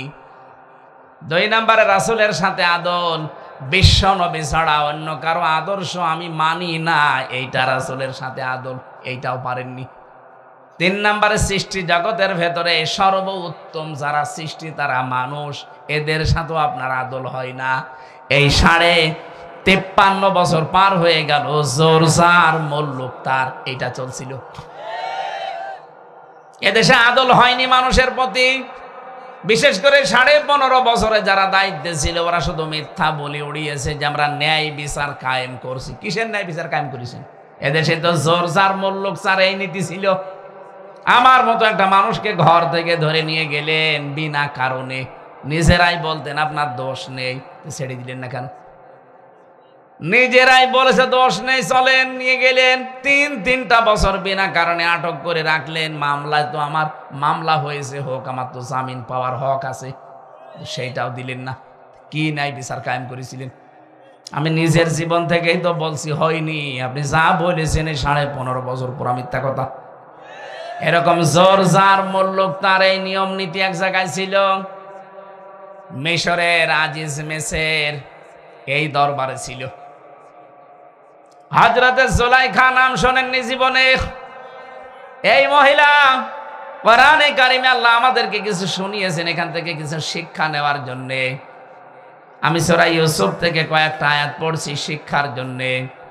রব্বুল আলামিন বলেন রাওয়াদাতুহুল্লাতী হুয়া ফি বাইতিহা আন নাফসিহি ওয়া গাল্লাকাতিল আবওয়াবা ওয়া ক্বালাত হাই তালাক। এখানে যারা আরবি গ্রামার বোঝে, আরবি তাসবিদ বোঝে, এখানে কিরাত আছে কিন্তু 4টা। অগাল্লাকাতিল আবওয়াবা ওয়া ক্বালাত হাই তালাক, অকালাতি হি তালাক, অকালাতি হি তুলাক, অকালাত হালুম্মা লাক। 4টা কিরাতে পড়া যায়, 4টার অর্থ এক হবে। আল্লাহ পাক বলেন যে মহিলা তার প্রতি আকর্ষণীয় লোভনীয় হয়ে তাকে ডাক দিয়েছিল, এদিকে আসো, আমরা 2 জন মিলে কাম চরিতার্থ করি। ঘরের দরজাগুলো একটা একটা করে সব বন্ধ করে ইউসুফ নবীকে যখন ডাক দিয়েছে, পোড়াটা তাদের 2 জনের কন্ট্রোলে ছিল। এরপর নবী ইউসুফ নিজেকে ওই দিকে ঝুঁকিয়ে দেননি। রব্বুল আলামিন বলেন ক্বালা মাআযাল্লাহি ইন্নাহু রাব্বি। হযরত ইউসুফ বলেছিলেন আমি আল্লাহর সাহায্য চাই। ও যুবক ভাই এবং বোনেরা, এখান থেকে আমাদের শিক্ষা কি? আজ বাংলাদেশে জেনা, বিশেষ করে চোখেরটা আর হাতেরটা অহরহ ছড়িয়ে পড়ছে। মোবাইলের মাধ্যমে হাত দিয়ে, চোখ দিয়ে রাস্তাঘাটে জেনা 6 লাভ চলছে। এখন থেকে যদি এই জেনা থেকে বাঁচার জন্য চেষ্টা করেন, শুধু দোয়া দরুদ পড়ে হবে না, 2টা ঔষধ খাওয়া লাগবে। সূরা নূর 18 নম্বর পারা 12 নম্বর পৃষ্ঠা 7 নম্বর লাইনের 30 নম্বর আয়াতটা, কুল্লিল মুমিনিনা ইয়াগুদ্দু মিন আবসারিহিম ওয়া ইয়াহফাযু ফুরুজাহুম যালিকা আযকা লাহুম। আল্লাহ পাক বলেন, নবী আপনি মুমিন পুরুষদেরকে বলেন তারা যেন বড় নারী দেখলে চোখকে নিম্নগামী করে। এই ঔষধটা এখন থেকে আমল করা লাগবে। এখন বের হওয়ার পরে রাস্তায় কোনো মহিলার সামনে পড়লে, হ্যাঁ, ও যদি মা হয় তাকাবেন, যদি আপন বোন হয় তাকাবেন, যদি নিজের মেয়ে হয় তাকাবেন, যদি পুত্রবধূ হয় তাকাবেন, নিজের ভাইয়ের মেয়ে হয় আপন ভাইয়ের, নিজের আপন বোনের, এরকম দুধ মা হয় আপন দুধ মা, এরকম যদি 14 জনের ভেতরে একজন সামনে পড়ে আপনি তাকাবেন, অসুবিধা নেই। কিন্তু এর বাইরে দুনিয়ায় যেই হোক যদি সামনে পড়ে যায়, আমি সহ প্রত্যেকের সঙ্গে সঙ্গে চক্ষু নিম্নগামী করা লাগবে। এক কথা বলছে না কেন? হ্যাঁ, আপনার মন চাইবে, আপনার আর যৌবন কতটুকু আছে। এক একজন নবীকে আল্লাহ আমির হামজার মতো 100 হামজার যৌবন দিয়েছিলেন। আল্লাহর নবী বলতেন, আমার এই হাতের ভেতরে 100 মুহাম্মদ আলীর শক্তি আছে। 100 জন মুহাম্মদের শরীরে যে শক্তি আছে, আমি মুহাম্মদ রাসূলুল্লাহর এক হাতে সেই শক্তি আছে। ওনার হাতে যদি শক্তি থাকে, ওনার যৌবনে এরকম শক্তি ছিল। কথা বলেন ঠিক কিনা? হযরতে ইউসুফ এত বড় যৌবন থাকার পরেও তিনি বলেছিলেন, আমি আল্লাহর সাহায্য চাই। ইন্নাহু রব্বি, অবশ্যই আমার রব। এখানে রব মানে আল্লাহ না, এখানে রব মানে ওই আজিজ মেসরের বাদশাহ মিশরের।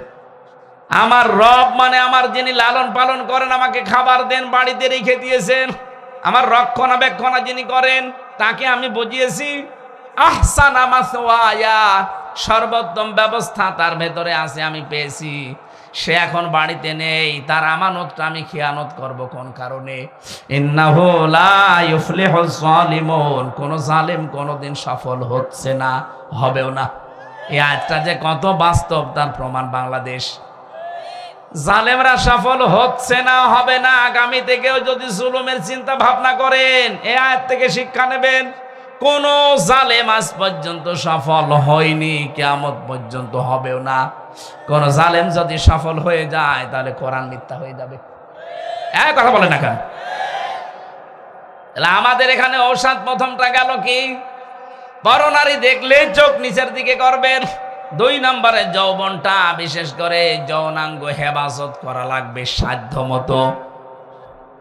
আপনার যদি বিয়ের প্রয়োজন হয়, হ্যাঁ, আপনি অসহায় বিধবা দেখবেন। অসহায়, একদিকে এতিম অসহায়, 2 নম্বরে বিধবা, 3 নম্বরে স্বামী পরিত্যক্তা।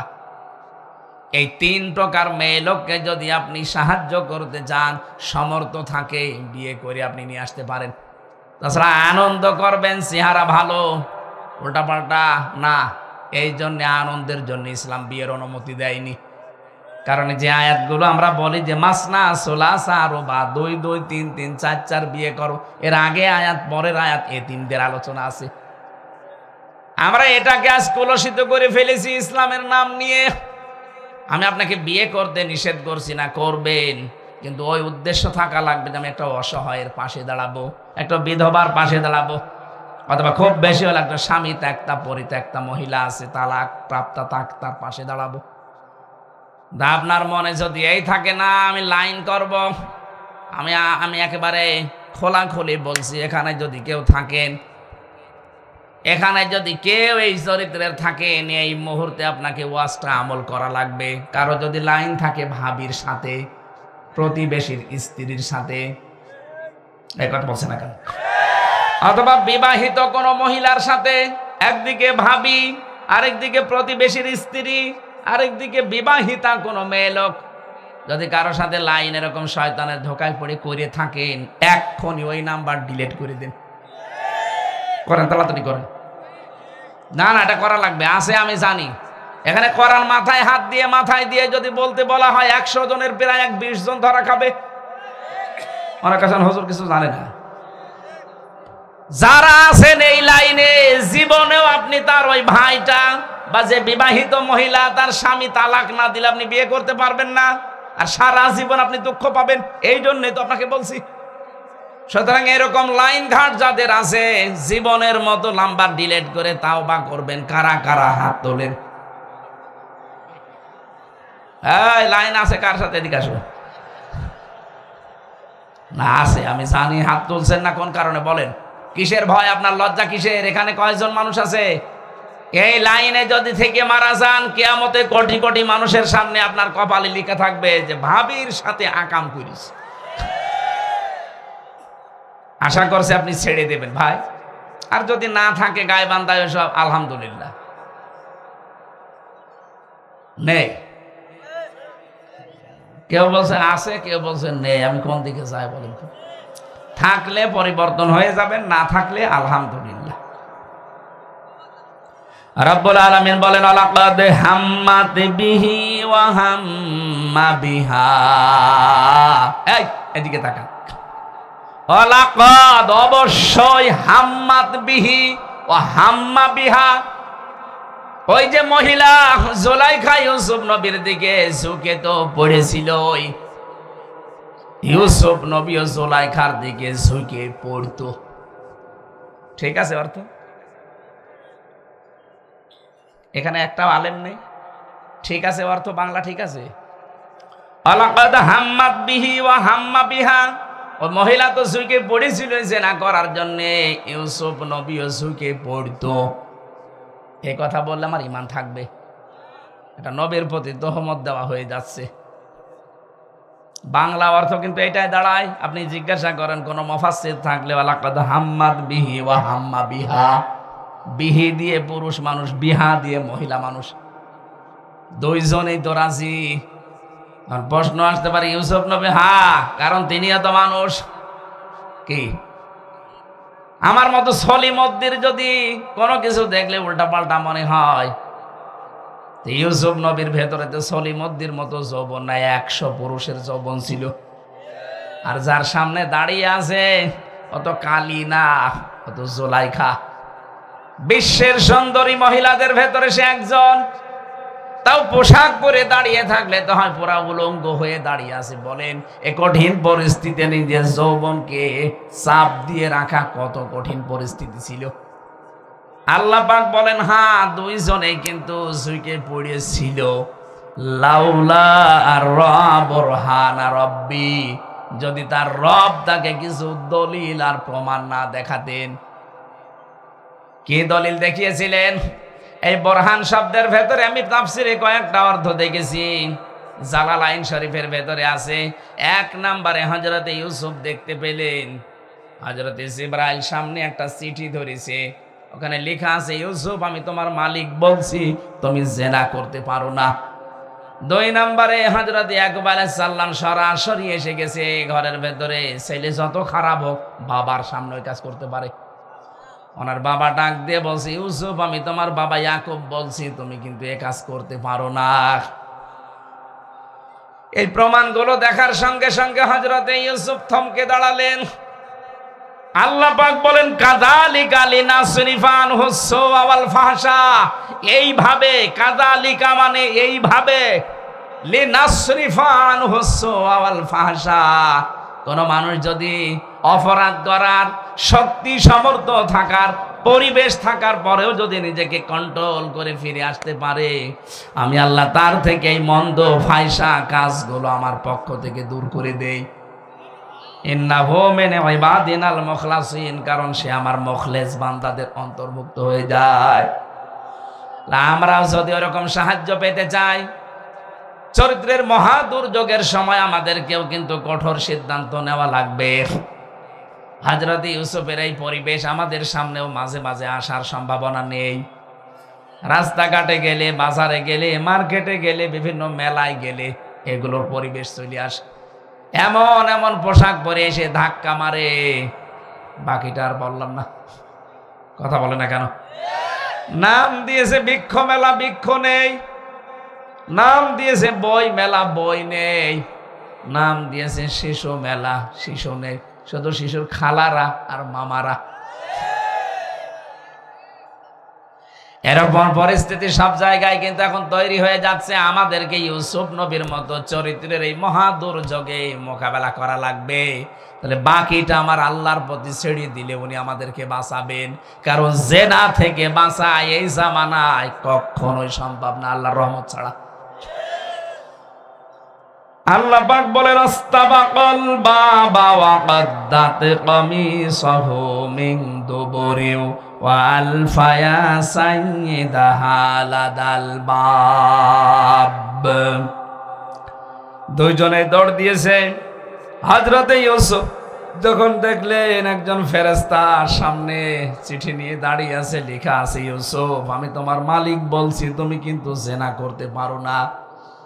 তিনি যখন থমকে দাঁড়িয়েছে, ঠিক ওই সময় আল্লাহ পাক জিবরাইলকে দিয়ে কানের কাছে ওহী পাঠালেন, শুধু আপনি সামনে যেতে বলেন, বাকি যা করা আমার আল্লাহর কুদরত করবে। উনি প্রথম দরজার কাছে গেছে। তাফসিরে মুফাসসির লিখেছেন প্রথম দরজার কাছে যাবার পরে দরজা খোলে নাই, ওই অবস্থায় ছিল। জুলাইখা চিন্তা করছে, কই আমার কথা না শুনে দৌড় দিয়েছে, ধরতে গেছে, যেই কাছাকাছি গিয়ে তখন দরজা খুলে গেছে। উনি প্রথম দরজা খোলা পেয়ে দিয়েছে, দৌড়, পেছন দিক থেকে জামা টেনে ধরেছিল, জামা ছিঁড়ে গেছে, এরপরও ধরতে পারে নাই। 7টা 10টা পর্যন্ত দরজার নাম পেয়েছি। 10টা দরজা পার হয়ে শেষ নাম্বার দরজায় যে দেখে স্বামী দাঁড়ানো। হযরত ইউসুফের জামা ছেঁড়া আর জুলাইখার শরীরে এক বিন্দু কোনো পোশাক নেই। ডাক দিয়ে বলে, কি অবস্থা? কথা বলার আগেই জুলাইখা কেঁদে ফেলেছে। এখান থেকে একটা শিক্ষা পাওয়া যায়, এই যে কথা বলার আগেই যারা কেঁদে ফেলে এরা কিন্তু জুলাইখার উত্তরসূরি। এই জন্য আল্লাহ জুলাইখার নামে একটা আয়াত নাযিল করতে গিয়ে বলেছেন, এই যে আয়াতটা, ইন্না কাইদা কুন্না আযীম। আল্লাহ পাক তো ইন্না কাইদি দিত বা কায়দা কুন্নি দিত, কা দিত, কি দিত, কি দিলে অর্থ হয়ে যেত ইন্না কায়দা, কি দিলে অর্থ হয়ে যেত। আল্লাহ কে না দিয়ে কোন না দিলেন বহু বছর, কেন এক বছর না দিয়ে? কাজটা তো এক মহিলা ঘটিয়েছে। আল্লাহ জানাতে চেয়েছেন কিয়ামত পর্যন্ত জুলাইখার মতো বহু ষড়যন্ত্রকারী মহিলা আসবে, যারা তেনার তহমত পর্যন্ত পুরুষ মানুষের চরিত্রে তারা দেবে। তার ভেতরে মনে হয় আমাদের দেশে আল্লাহ একটা পাঠিয়েছিলেন। কথা বলে না কেন? যে মানুষটা সংসদে দাঁড়িয়ে মাওলানা মামুনুল হকের বিরুদ্ধে জেনার তহমত প্রকাশ্যে বলতে পারে, আরে ভাই ওইটা তার নিজের স্ত্রী ছিল, বিবাহিত, আমার তাদের 3 বছর তার সাক্ষাৎ, 3 বছর। আপনার মতো সে জেনাকার নাকি? আপনার জীবনের চরিত্রের কোনো গ্যারান্টি নেই। আর তার বাবার দিকে তাকান, তার নিজের দিকেও তাকান। লোকটার সাথে 3 বছর থেকে তার যে আমল, তার যে আখলাক, বিশেষ করে তার যে তাওয়াক্কুল আল্লাহর প্রতি আমি দেখেছি, ইবাদতের মাত্রা আপনি ধারে কাছেও যেতে পারবেন না। আর আন্দাজে সংসদে দাঁড়িয়ে বলে দিলেন যে একটা পার্লারের মেয়ে লোক নিয়ে আনন্দ ফুর্তি করতে গিয়ে ধরা পড়িস। আপনি মানুষ? মহিলাদের চক্রান্ত বলতে গিয়ে আল্লাহ বহু বচন দিয়েছেন। শয়তানের চক্রান্ত বলতে গিয়ে আল্লাহ ইন্না কায়দা শাইতানি কানা দাইফা দিয়েছেন। শয়তানের চক্রান্ত দুর্বল। আর মেয়েদের চক্রান্তের কথা কোরআনে আসলেই তিনি বলেছেন আযীম, ইন্না কায়দা কুন্না আযীম। মেয়েদের চক্রান্ত বড় ভয়ঙ্কর। এক চক্রান্তেই নবী ইউসুফের মতো মানুষ 10 বছর জেল খেটেছে। আর এক চক্রান্তে আমাদের এদেশের আলেম ওলামারা অনেকে 3-4 বছর, 5 বছর, 10 বছর জেল খাটতেছে। সব চক্রান্ত মেয়ে লোকের। আপনি কোর্টে যান, থানায় যান, আদালতে যান, 100টার আমার মনে হয় কমপক্ষে 80টা মামলা মেয়ে লোক নিয়ে। নবীজি বলেন আমি ইন্তেকাল করে চলে গেলাম, কিন্তু আমার উম্মতের জন্য মেয়ে লোকের মতো এরকম ভয়ঙ্কর ফিতনা আর রেখে গেলাম না। এটা কিন্তু আসলে একটা ফিতনা। কি কথা বলেন না কেন? এমনকি বহু পুরুষ এখানে আমরা বসে আছি, নিজের বউ আর ভালো লাগে না, অন্যেরটা দেখলেই কেমন যেন আকর্ষণ তৈরি হয়। এটা একটা রোগ। কি? এই রোগ থেকে মুক্তি পাওয়ার জন্য মাত্র 15 দিন, মাত্র 15 দিন কোন মেয়ে লোকের দিকে চোখ পড়ে গেলে সঙ্গে সঙ্গে নিম্নগামী করবেন, মন চাইলেও নিচু করবেন। আর লজ্জাস্থানটা হেফাজত করে রাখেন। 15 দিন পরে দেখবেন নিজের স্ত্রীর প্রতি আকর্ষণ, চাহিদা বাড়তেছে। অন্য মহিলা দেখলে আপনার মনের ভিতরে কেমন যেন রাগ হচ্ছে। আমি জানি এটা আপনি করবেন না। এখন যতই ওয়াজ করে ছেড়ে দিলে রাস্তায় যদি পরিমনের মতো কাউকে পায়, বলে আগে আল্লাহর নামে দেখে নেই, পরে আমি তওবা করে নেব। এক কথা বলছে না না। হযরতে ইউসুফ নবী ডাক দিয়ে বললেন, বাদশাহ আমার কোনো দোষ নেই, আপনার স্ত্রীর দোষ। সে আমাকে ফুসলিয়ে পর্যন্ত এনেছে। মেয়েদের চক্রান্ত কত নিচে নামতে পারে ৩-৪ আয়াতের প্রমাণ।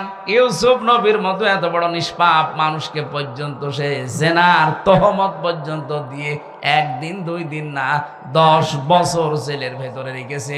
আর প্রতিনিয়ত যে জেলখানা ইউসুফ নবীকে মানুষ দিয়ে পিটাতো।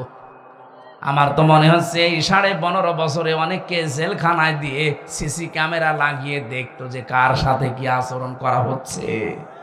আমি তো নিজেই দেখলাম সিসি ক্যামেরা লাগানো আমার ঘরে, মামুনুল হকের ঘরে, ওই যে গিয়াসউদ্দিন মামুন ভাইয়ের ঘরে লাগিয়ে আছে। উনি বসে বসে ওখান থেকে দেখে। এমনকি জেলখানায় এসে মেজর হোদাকে পর্যন্ত নিজের প্রতিশোধ নিতে গিয়ে জবাই পর্যন্ত করেছে। ভিডিও এখন ফাঁস হয়ে যাচ্ছে সব। আমরা এখান থেকে শিক্ষা নেব। এই জোরজার মুল্লুকদার এটা ওই জামানায় ছিল যে ইউসুফ নবী বলেছে। ইউসুফ নবীর কথা গ্রান্টেড না। মহিলা যেই কাদাকাটি করে বলছে আপনি বাড়ি নেই, আপনার স্ত্রীর সাথে এই কাজ করেছে একটা গোলাম, এর শাস্তি হয় কঠিন দেবেন না জেলখানায় দেবেন। কত কিছু সাক্ষী ইউসুফ নবীর পক্ষে ছিল, একটাও মানলো না। ঠিক আছে 10 বছর জেল দিয়ে দিলাম, যান।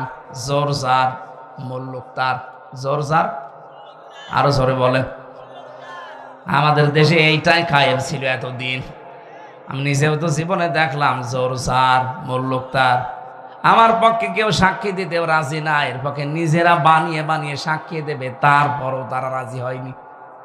এরপরও কি অদৃশ্য ইশারায় আমারে বন্দি করে রেখে দিল 3 বছর। 3টা বছর জীবন থেকে আপনি কেড়ে নিলেন। হাজার হাজার মানুষ, এই যে 1,10,000-এর মতো মানুষ জেলখানায় ছিল। হিসাব নিকাশ করে দেখতে পাওয়া যায় 100 জনের আমার মনে হয় 80,000 মানুষই কিছু জানে না, কিছু অপরাধী আছে হালকা।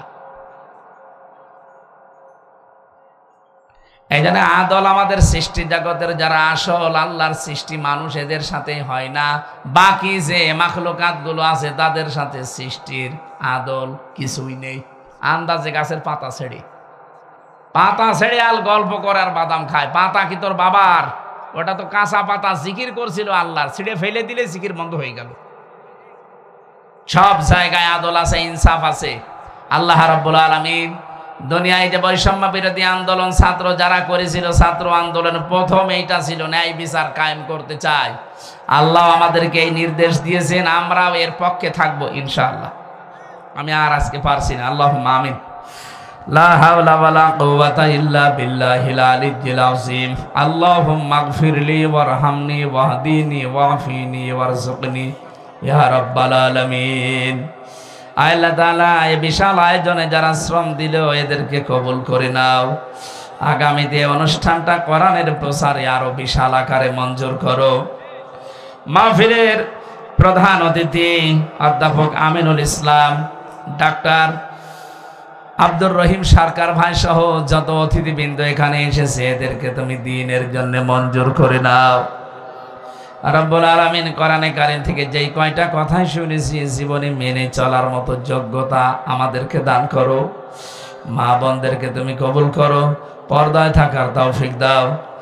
আল্লাহ তাআলা আমার শরীরটা স্বাভাবিক হচ্ছে না, বারবার তোমার কাছে ধর্ণা দে, আল্লাহ তুমি আমাকে আগের অবস্থায় ফিরিয়ে দাও।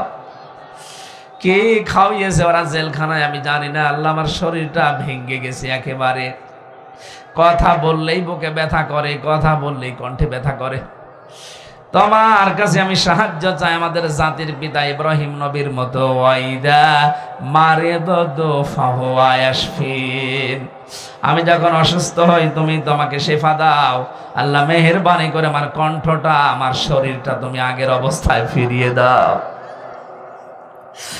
আল্লাহুম্মা গফিরলি ওয়ারহামনি ওয়াহদিনি ওয়াফিনি ওয়ারযুকনি ইয়া রাব্বাল আলামিন। এই মাহফিলের বরেণ্য সদস্য যারা আছে আল্লাহ এদেরকে তুমি দ্বীনের জন্য মঞ্জুর করো। এলাকায় মাটির নিচে যারা আছে কোরআনের জন্য তাদেরকে মাফ করে দাও। ডাক্তার সোনা ভাইকে তুমি কবুল করো।